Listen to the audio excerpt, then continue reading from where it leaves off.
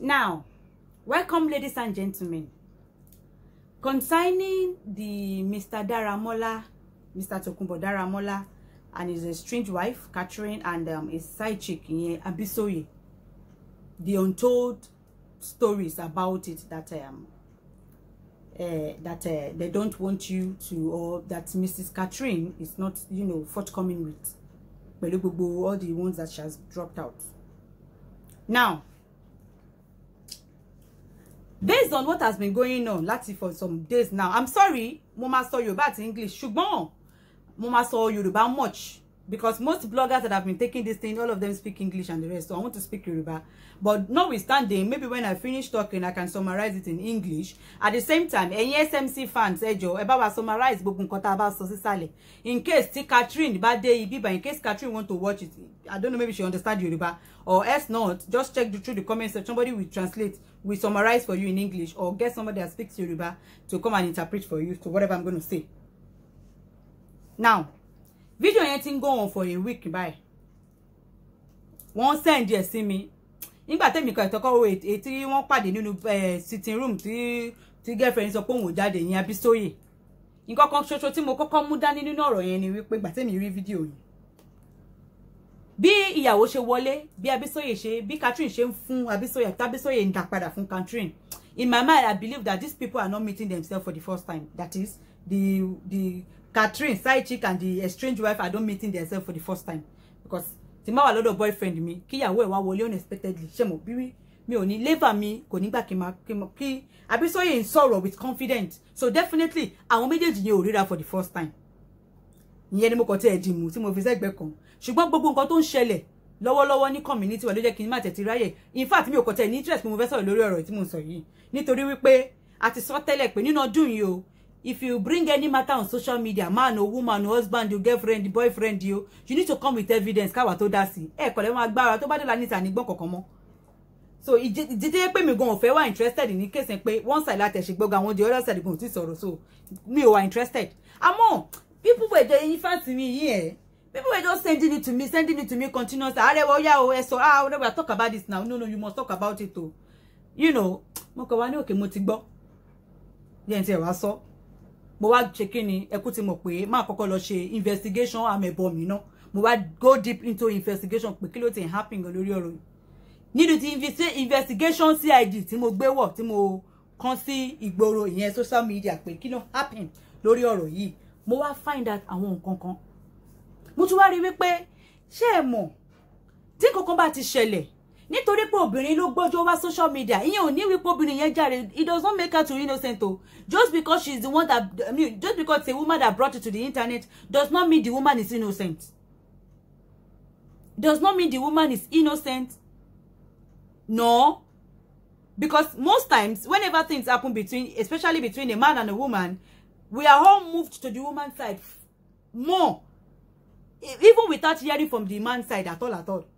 We are moved to the girlfriend, boyfriend, husband, side chick. We are mostly moved to the woman's side. Majority of us do not even bother to apply, láti kọ́kọ́ fi get sentiment la máa sáré gbélé lórí. Tó bá ti dọ̀rọ̀ ọkùnrin lóbìnrin, sentiment la máa fi kọ́kọ́ gbélé. Now,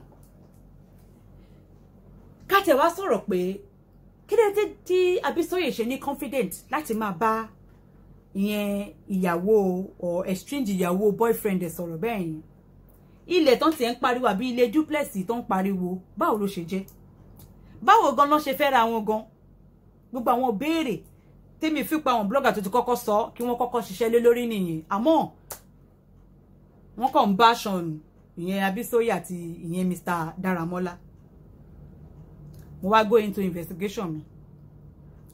Catherine ó ní wípé ìyẹn Abisoye, that Abisoye was a married woman. I even found out something that there was a video that came out sometimes 2019, in December 2019, about a certain woman that was trying to open the key to a room that tẹ́ bá fẹ́ video yẹn mo lè message mi. Ẹ máa rántí scandal because video yẹn trending gbà yẹn. Tí ó ń try láti ṣílẹ̀kùn tó sọ pé ọkọ òun wá Nigeria, girlfriend ẹ̀ wọ́n change kọ́kọ́rọ́ ilé tó ń wọn àtọkọ òun jọ kọ́ kìnìkan tó fi suitcase kan wá lórí bẹ́ẹ̀dì pé àwọn aṣọ girlfriend ọkọ òun yẹn nìyẹn Abisoye Shitabe àtàwọn pictures kankan. èmi nìkan ni blogger tí mo sọ̀rọ̀ lórí ọ̀rọ̀ yẹn ní ìgbà yẹn wípé woman yẹn pé ọkọ ẹ̀ ní estranged wọn sì together. Ó tún wá ní wípé lọ́yà lòun ó ní wọ́n change kọ́kọ́rọ́ báwo ló ṣe wọ látẹnu because front door ló fi hàn wá ó go round the compound gan. Báwo ló ṣe wọ ẹnu gate because ẹni tó bá change key lock ó yẹ kó change key ẹnu gate náà so báwo ló ṣe gba gate wọlé tó bá change kọ́kọ́rọ́ ìyẹn kọ́kọ́ fún mi lára.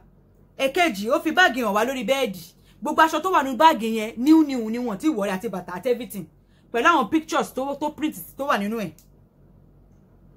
Mo wá orúkọ girl yẹn mo wá rí wípé ṣé rí gbogbo picture tí ó wà nínú báàgì yẹn picture Facebook Abisoye ni tí Catherine lọ print jáde. Ó fẹ́ lo òun ló Catherine ló plant báàgì yẹn síbẹ̀ kò ń ṣe báàgì Bisoye nìyẹn.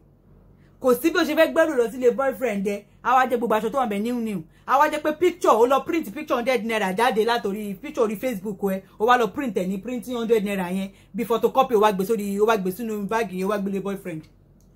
Ṣé ti understand? Ibẹ̀ ni mo ti get to understand wípé lady yìí lawyer ni ó rà pé òun àtọkọ ẹ̀ wà ní during divorce nígbà yẹn so oníkálukú mama wá ẹ̀sùn tó fẹ́ fún wọn ọkọ lẹ́sẹ̀ òun ni gbogbo drama tí ó make nígbà yẹn. In fact more than 5 blogger mo fọlọ́run ṣẹlẹ́rìí ló pè mí after tí mo tú ọ̀rọ̀ yẹn gbà yẹn ní analysis tèmi fọ́rọ̀ yẹn arẹwà tó mà tó ló sọ o he pay me say I don't come out I no go fit come out again o this the way you can't reason the matter now we can't even get am and I don't run go abuse the person. Àwọn èèyàn tó pè mí pọ̀ ìyẹn lọ bẹ́ẹ̀ mo wá rí wípé this same woman ìyẹn gbà yẹn òun ni ọ̀rọ̀ kéèsì wọn náà tún lélẹ̀ tí ó jáde báyìí ló wá tẹ̀ wá fún mi ní more interest sí. Now Catherine ní wípé Abisoye is a married woman tó dẹ̀ tún fọ́ ọkọ òun. Well over mistake ó ní Abisoye is a married woman to 2 husbands àbí what before. Now she did not tell us that even she was a side chick to Mr. Tokunbo Daramola before Mr. Tokunbo Daramola married her. She was a side chick to him.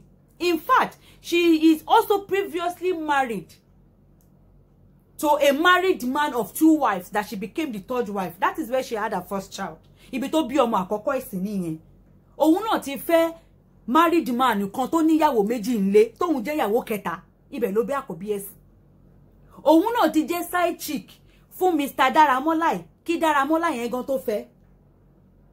Mr. Daramola náà ti wà previously married but kò sọmọ láàrin àwọn àti ìyàwó wọn yẹn allegedly.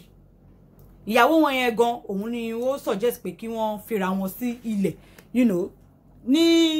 tùbínùbí ni o no fight or anything o amicably pé káwọn test ibòmíì so kò ṣe pé bóyá ìjà àbí nǹkan kan bẹ́ẹ̀ yẹn rárá o but before ìgbà yẹn òun ni Catherine àti Mr. Dara òun gan ló tẹ̀ seduce Mr. Daramola òun gan wọ́n dẹ̀ ní wípé ẹlẹ́dẹ̀ ni Catherine ẹ̀ẹ̀mejì gan ni bàbá ṣe tó fi lóyún láàrin bí space of 2 months ní o bí 60 days space ní o òun ló ti lóyún fún kò tí ì kúrò nílé ọkọ tí bí tó bímọ sí gangba yẹn náà tó ti ń fẹ́ Mr. Daramola.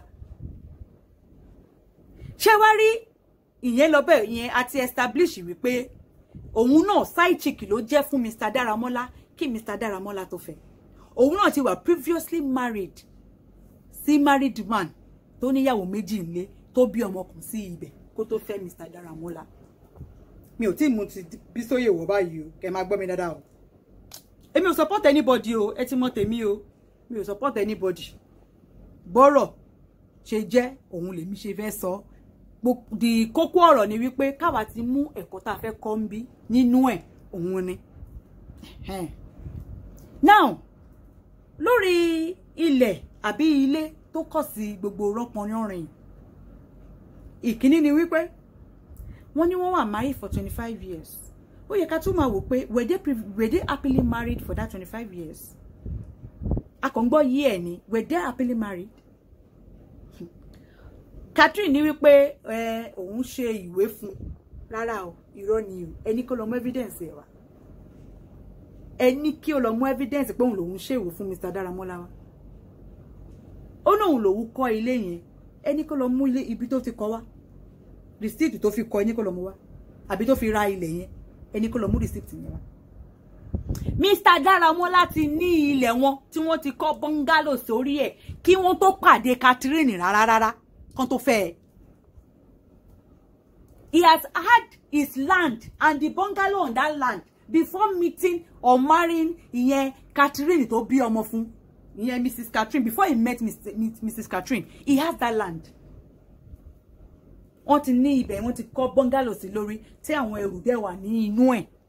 Tẹ́ bá wo ilé, this duplex house, if you look at it very well, she said she bought furniture. She bought the settee for the bed. Kó tó bá òun ló furniture gbogbo ilé. Tẹ́ bá rí gbogbo àwọn chairs èmi nísàlẹ̀ máa rí pé kò ń ṣe new. Àwọn ẹrù tó ti ní bungalow wọn tẹ́lẹ̀ ni wọ́n kọ́ síbẹ̀. Now, ṣé wá rí ilẹ̀ yẹn, òun náà ló mú suggestion wá. Tó jẹ́ wípé ilẹ̀ yẹn tóbi. Wọ́n wá gbé fún developer. Developer wá ó wá wo ìyẹn bungalow. Wọ́n wá fi kọ́ duplex. Wọ́n wá kọ́ duplex 4. Developer wá kọ́, wọ́n gbé ilẹ̀ yẹn fún developer. Developer wá kọ́ duplex 4 sórí ilẹ̀ yẹn, 4 duplex. The developer take 2, the remaining 2 to Mr. and Mrs. Daramola. So basically, there is no 1 naira money of Mrs. Daramola and 1 naira money of Mr. Daramola in the building of that duplex. Developer ni ó kọ́. Ṣé mo ko boyen kọ́ ilé nísìn tó bá ní ilẹ̀ wá gbé fún developer tó bá jẹ́ duplex méjì ni ilẹ̀ yẹn gbà. Developer mú kan tó bá kọ́ tán ìwọ mú kan. Tó bá jẹ́ pé bóyá ilẹ̀ tó fẹ̀ gan ni tí ó jẹ́ pé ó lè kọ́ bóyá flat àbí bungalow ìfẹ́ kọ́ tó bá ti gba bungalow méjì tó bá ti developer ti kọ́ tán ìwọ mú ẹyọ kan developer mú ẹyọ kan. Báwọn yóò ṣe kọ́ ilé nísìn ni tó bá ti ní ilẹ̀. So developer mú méjì, àwọn mú méjì táwọn wá mú yẹn wọ́n wá ní pé kí àwọn lọ́kọ àti ìyàwó wọn o kàn fi kan rent kí wọ́n ṣe kíni kí wọ́n dẹ̀ keep kan tó tán bá wá sí Nàìjíríà wọ́n balẹ̀ máa rí ibi dé sí. Mo ti establish láàrin yẹn wípé Mr. Daramola yìí o ó ti ní ilẹ̀ tí duplex yìí wà kó tó fẹ́ Catherine. Gbogbo àwọn eléyìí ni Catherine ò mú jáde fún wa o. Now báwo lọ̀rọ̀ Abisoye ṣe wá jẹ́? Kí ló dé tí Catherine ṣe wá nímọ̀ Abisoye tó yìí? Ẹ jẹ́ ṣàlàyé ẹ̀ fún yín. Ìròyìn tẹ́ sanwó fún mò ń gbọ́ fún yín. Ẹ ṣá jẹ́ ká kọ́ ẹ̀kọ́ ní inú ẹ̀. Gẹ́gẹ́ bí mo ṣe ń sọ lọ. Ní lóòótọ́ Mr. Daramola ń fẹ́ Abisoye. Meanwhile, Mr. Daramola and Catherine, they have been, separated for more than 3 years. Ilé wọn tó wà l'Amẹ́ríkà. Ṣebí Mr. Daramola ló san mortgage ẹ̀. Ẹ mọ̀ tọ́rọ̀ bá ti ṣẹlẹ̀ ní wọ́n jà tí ìyàwó ta ẹrù ọkọ sí ìta. Ṣé mọ̀ Amẹ́ríkà tó bá ti dọ̀rọ̀ lọ́kọ yáyà tí ìjà bá ti dé, wọ́n máa sọ pé kọ́kùnrin kúrò nílé fún obìnrin ni. Tó bá ti jẹ́ kọ́kùnrin ego ló ra ilé yẹn, àwọn dẹ̀ ló rà. But wọ́n fi ilé yẹn lẹ̀ fún wọn àtàwọn ọmọ, wọ́n fi ilé yẹn lẹ̀. Wọ́n ti wà separated for more than 3 years tí wọ́n ṣe lọ́kọ láyà.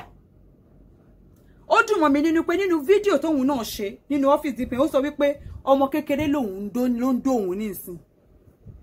Ìwọ tí ń dóko, ọkọ ẹ̀ náà tí ń dóbò. Kí ló wá fa gbogbo yánpọnyánrin? Ìyẹn lọ bẹ́ẹ̀. Wọ́n ti wà separated. Wọ́n dẹ̀ ní wípé ní Amẹ́ríkà yẹn ṣe bí ó ti gbá wọn lọ court bí ẹ̀mẹ́ta tó jẹ́ pé àwọn làwọn win. Wọ́n rò pé l'Amẹ́ríkà tó jẹ́ wípé lọ Amẹ́ríkà tó bá ti dọ̀rọ̀ ọkùnrin àti obìnrin ó máa ń favor obìnrin jọkùnrin lọ. So for him to win in cases in America with her, that means to say there is more to it. You're going to give me ginger láti ṣe kíni láti tún fi deep no amebo. Shall you understand? Now, ṣé wá rí Abisoye to come into the picture? Yes, Abisoye was married. Abisoye ò gbé Nigeria, kò gbé l'America, UK ló ń gbé. America ni Mr. Daramola ń gbé. America ni ìyàwó wọn náà ló ń gbé. UK ni Abisoye ń gbé. Òun náà wà, ó married bọ̀bọ̀ kan. bó tiẹ̀ jẹ́ wípé kò ṣe pé marry bẹ́ẹ̀ yẹn náà. During the time tí ìyẹn Catherine tó dẹrù ọkọ síta tán wà separated, ó dà pé moment yẹn ni Abisoye came into picture to Mr. Daramola. He started from a shoulder to crying on, láti rẹ́ni bá sọ̀rọ̀, láti rẹ́ni ṣe ní gbogbo time yẹn kò kí n ṣe pé bóyá Mr. Abisoye ń dó bọ̀bọ̀ ń dó mà nìyí. Àwọn máa wọ́n dà pé báwo ni Catherine ṣe wá mọ̀ nípa Abisoye. Abisoye kan ló da marriage àwọn méjèèjì rú. Àwọn méjèèjì ti fira wọn sílẹ̀ k'Abisoye tó come into the picture. Ó ṣe Abisoye ló dá gbèsè ló gba marriage wọn rú. Wọ́n ti fira wọn lẹ̀ for more than 2 years kó k'Abisoye tẹ̀ tó wá rọ̀ rárá. Woman yìí allegedly ó bọ́ọ̀gì fóònù ọkọ rẹ̀. Man yìí ò ní Facebook ká má sọ wípé bóyá Abisoye wà nínú àwọn friend list ló ṣe lọ ń check gbogbo àwọn girl. Báwo ló ṣe mọ girlfriend yìí ọkọ ẹ̀? Ǹjẹ́ yìí mọ̀ wípé ọmọbìnrin yìí allegedly wọ́n ní ó hire private investigator láti investigate girlfriend ọkọ òun ní. Ṣé mọ̀ pé lawyer ni wọ́n náà wá fẹ́ já case ní court láti gba properties. So on wẹ́ ẹ̀sùn mọ́ra wọn lẹ́sẹ̀.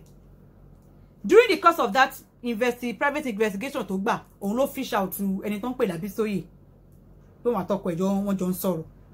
Ṣé wá rí gbogbo time yẹn bẹ́mi ṣe ọkàn yẹn bẹ́mi ṣe rọ̀rọ̀ yẹn later nígbà tí mo rí gbogbo àwọn nǹkan yìí. Mo wá ń feel pé ó lè jẹ́ wípé ó kàn start from someone to talk to. Ìyẹn ìgbà tí Mr. Daramola kúrò ní táwọn àtẹjọ ṣe yankan yan tán kúrò nílé. Bóyá gbà yẹn ni wọ́n meet Abisoye. Wọ́n dẹ̀ ti lè mọ́ra tẹ́lẹ̀ gan kọ́kẹ́ pé wọ́n kàn sọ̀rọ̀ nítorí màá sí kankan because òun náà wà ní ọkọ. Ó lè jẹ́ pé during that period pẹ̀lú gbogbo nǹkan tó ń ṣẹlẹ̀ òun ló jẹ́ kán tó wá close mọ́ Abisoye. They could just be, talking, not really dating. Until this woman went to this lady's husband. Ìyẹn ọkọ ilé Abisoye, obìnrin yìí wá kàn.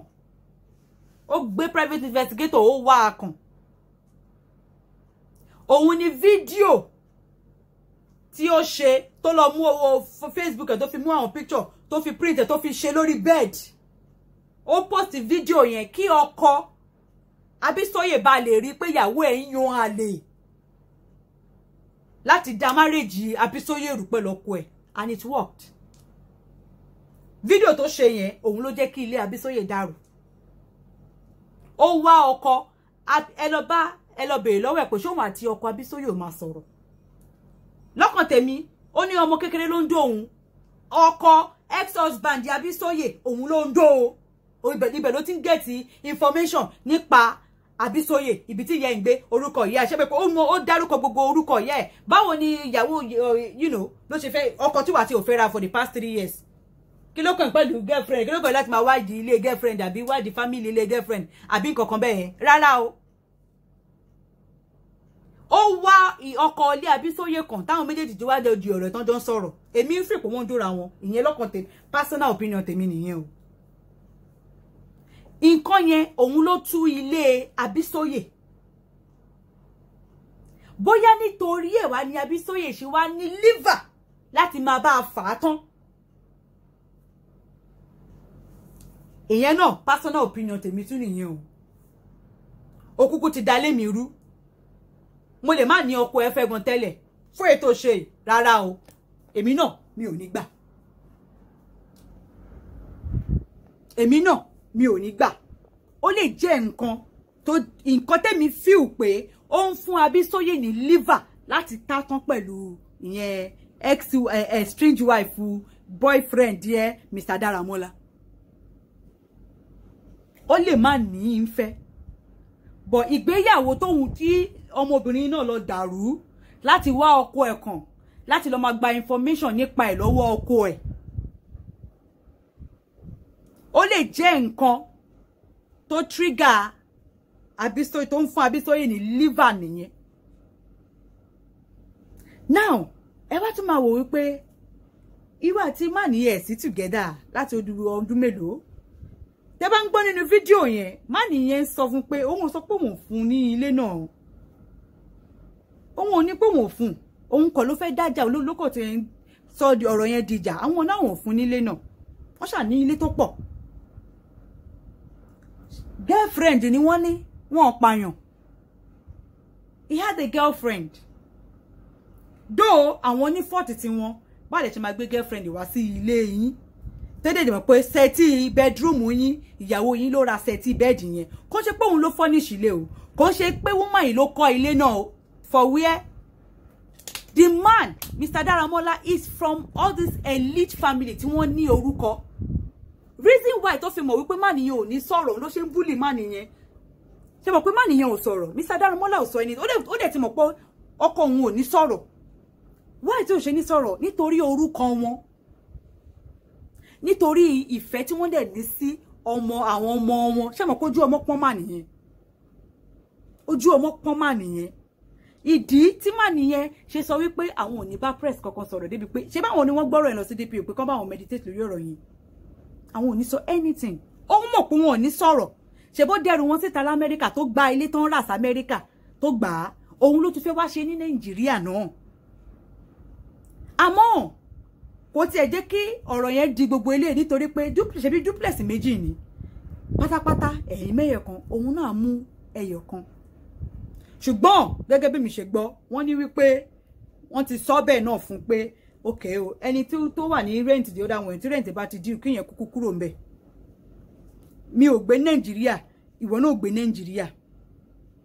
Tí yẹn bá ti kúrò ńbẹ̀ tó bá jẹ́ pé mi ló fẹ́ kí n mú yẹn kí n fi eléyìí or kí wọ́n mú yẹn any of the two the same bọ́n ṣe kọ́ gbogbo ẹ̀ náà ṣe kọ́ the same thing ni. The same thing ni. Now this woman, ìyẹn Catherine, she's a pastor. Kò mẹ́ mention yẹn fún yín o. She is a pastor. Pastor ni Catherine yo. Ìyẹn tó ń pariwo tó ń ṣe bí ọmọ ọ̀tá yẹn o. Pastor ni o. Tó tún sọ wípé ṣe bí Viagra ni Mr. Daramola fi ń dó Abisoye. Òun ti rí ọmọ kékeré kan tó ń dó òun.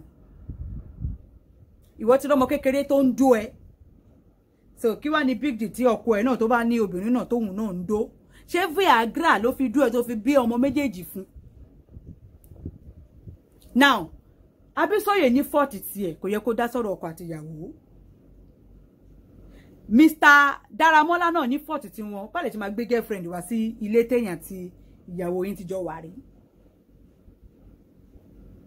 Ìyẹn Catherine náà báwo náà ni ìwọ náà ṣe máa wá sọ̀rọ̀ ẹ̀ di ni ó ṣe ń tọpinpin ẹni tọ́kọ ẹ̀ ń fẹ́ àtẹni tí ọkọ ẹ̀ ò fẹ́ lọ́kọ tí ò fẹ́ mọ́ tó ti dẹrù ẹ̀ ta lọ́kọ tó ti fílẹ̀ for more than tó ti dá irú ẹ̀ síta o ò fẹ́ o ò dẹ̀ fẹ́ kẹ́lómi tún fẹ́ ṣe mọ̀ pé àwọn mẹ́tẹ̀ẹ̀ta ni wọ́n ní fault nínú ọ̀rọ̀ yẹn kò yẹ kábísóyè dá sí ọ̀rọ̀ ọkọ àtìyàwó kò yẹ kí Mr. Daramola náà gbóbìnrin wálé wọ́n lè ní girlfriend yìí kò sí ọkùnrin kò sí girlfriend ni wọ́n ní wọ́n pààyàn and then he's separated from his wife. I mean, is he not allowed to have a girlfriend? I mean, they're already separated for more than 3 years. Is he not allowed to have a girlfriend? She has a boyfriend that is actually with her too. She said it. Ìyàwó ní boyfriend. Ọkọ náà, ṣóun náà ní girlfriend ni. Ṣùgbọ́n kò yẹ kó gbé girlfriend wá sí ilé. Tó bá tiẹ̀ máa ní, ó wà allowed láti ní. So, ìjà tí gbogbo àwọn mẹ́tẹ̀ẹ̀ta tí wọ́n ń jà.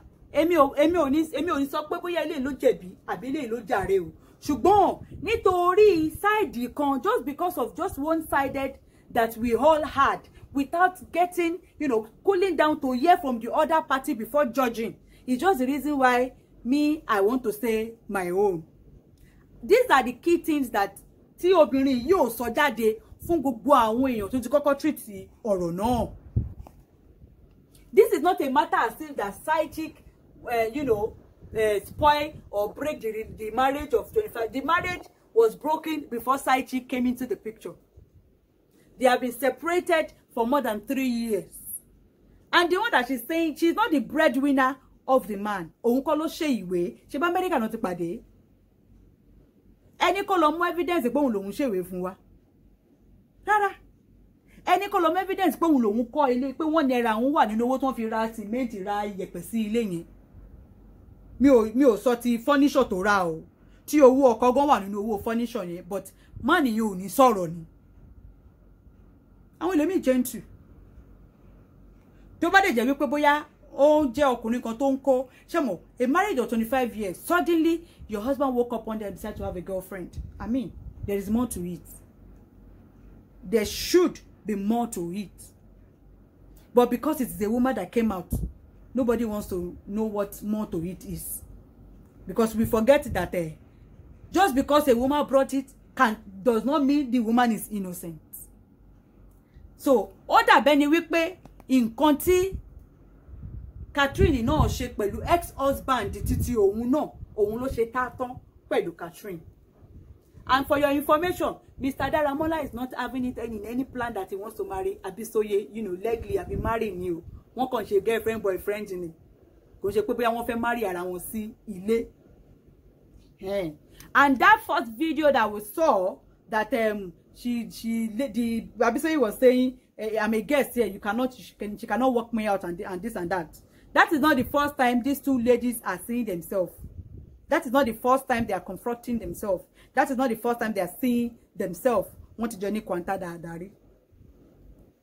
Ó ti wá kan tó lọ gba private investigator fún láti wá gbogbo family ẹ̀ jáde tí ẹ bọ́ sórí Facebook láti wá gbogbo náà làwọn náà mọ̀ ṣe. Tẹ́ bá níyàn tẹ́ fẹ́ wá lórí social media tẹ́ mọ̀ tẹ́ fẹ́ track ẹ kàn sí mi. Àwọn iṣẹ́ táwa náà ṣe náà nìyẹn. So pẹ̀lú eléyìí tí mo sọ yìí, kí ni ẹ̀kọ́ tí a fẹ́ rí mú nú ọ̀rọ̀ yìí? Ta ló jẹ̀bi, ta ló jàre? Gbogbo wọn ló tẹ̀ jẹ̀bi náà. Ta ló jàre? Gbogbo wọn náà ló tún jàre náà. At the end of the day, kọ́ ló ń ṣọ́ wa. Remember, sense before sentiment.